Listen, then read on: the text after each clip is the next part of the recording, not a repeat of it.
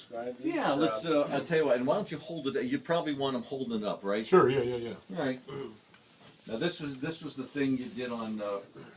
Okay. You just want to do the bench? Yeah. Well, let's start with that one. This is something I did even younger, I think, than bench. I was probably, I don't know, 4th or 5th grade with the ball gloves, and my favorite, I think it was a Dave Concepcion model.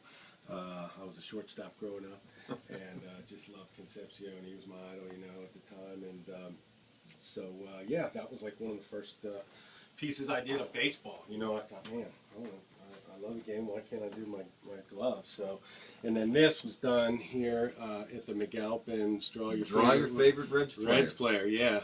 And 6th grade, over at St. Williams, I entered this and didn't think much of it when I let it go. And sure enough, it came back with an honorable mention winner, and I got a signed Reds baseball for drawing that. That was at St. Williams over there. It sure was, yep. Okay. Yep. Why don't you pull out a few things that you really like you've done that are memorable? Yeah, sure.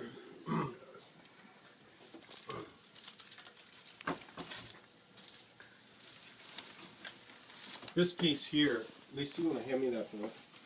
This piece here I did for the George Krebsky they have a baseball show every year.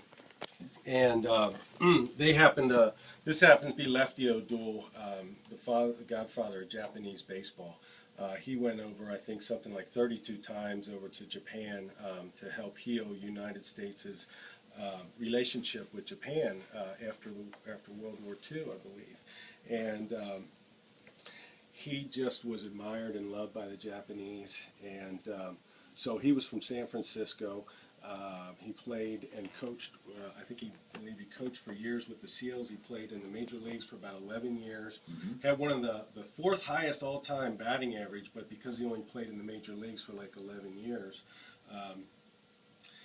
he's not in Hall of Fame yet. Sure. So, but that's the picture that got on the front. Yeah, so they put that picture, they really like that picture, and they put it on the front of their catalog, which is a nice-sized catalog filled with all kinds of great baseball art.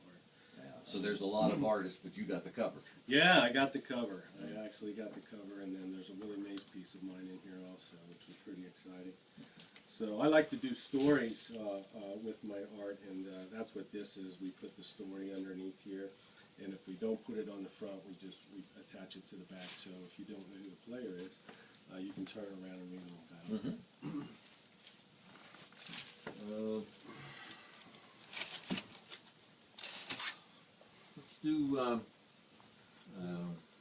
Let's get a shot of the Votto one, but I like the... Talk about this one a little bit. Switch to this side, Paul. Okay.